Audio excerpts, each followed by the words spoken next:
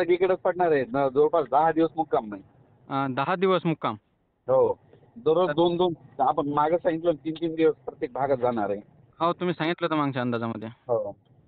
तर सर आता कोणत्या कोणत्या जिल्ह्यामध्ये हे 10 दिवस राहणार पाऊस? सगळीकडेच महाराष्ट्रात. हो का? हं. तरी सर जिल्ह्यावाईज जर पाहायला गेलो तर आपण? जिल्ह्यावाईज चंद्रपूर, वर्धा, नागपूर, भंडारा, गोंदिया, हां, हां. त्याच्यानंतर यवतमाळ, नांदेड, हिंगोली, परभणी, लातूर, बीड, हां, हां, उस्मानाबाद, त्याच्यानंतर अमरावती आहे, हां.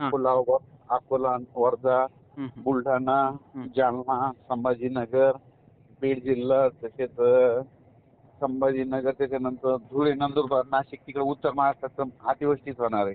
अतिवृष्टी होणार आहे नाही का? आणि नगर जिल्हा आणि इकडे सातारा, सांगली, सोलापूर, कोल्हापूर, पुणे हां, हां. इकडे कमी राहील, पण उत्तर महाराष्ट्र, पूर्व विदर्भ, पश्चिम विदर्भ आणि मराठवाड्यात जास्त पाऊस आहे. जास्त पाऊस राहणार नाही का? हं. हं, हं, हं. सगळ्यात जास्त मग उत्तर महाराष्ट्रात. हां, हां. आणि सर अतिवृष्टी कोणत्या तारखेला होणार? 23, 24, 25, 26 दरम्यान. 24, 25, 26. हां, हां. बरं, बरं, बरं. ओके. धन्यवाद सर.